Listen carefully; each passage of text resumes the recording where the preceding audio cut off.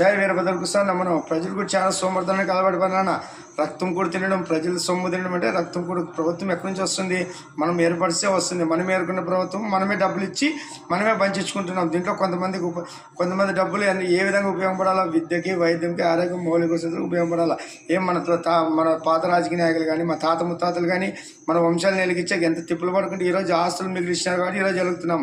ఇప్పుడు వాళ్ళు ఇప్పుడు తిని రేపు వచ్చే భవిష్యత్తు ఆలోచించకుండా ఎంజాయ్ చేసుకుంటా సోమరిపోతనానికి అలవాటు పడుతున్నారు. ఈ విధంగా ఉంటే శివుడు ఆజ్ఞకి విరుద్ధంగా ప్రవర్తిస్తున్నాం. శివుడు ఏమన్నాడు? కర్మ సిద్ధాంతం ప్రకారం శరీరం కర్మ తెంచుకోనంటే ఈ విధంగా తయారాం కాబట్టి ఇంకా టైం ఆసనమైంది. లివింగ్ రిలేషన్లు, అక్రమ సంబంధాలు, విచ్చిలివిడితనము, రాజకీయ నాయకులు అన్ని నిరంకుశత్వం అన్నీ చూస్తున్నాం. యువతను ఎట్లా నాశనం చేస్తున్నారు. అందుకే మా నాయన వీరభద్ర వసంతరాయలు ఋషికొండల ఆశ్రమం ఏర్పాటు చేసుకుని దిశానిర్దేశంతో ఎట్లా పాలిస్తారో మీరే చూస్తారు. రాబో రోజులు దగ్గరలోనే ఉన్నాయి.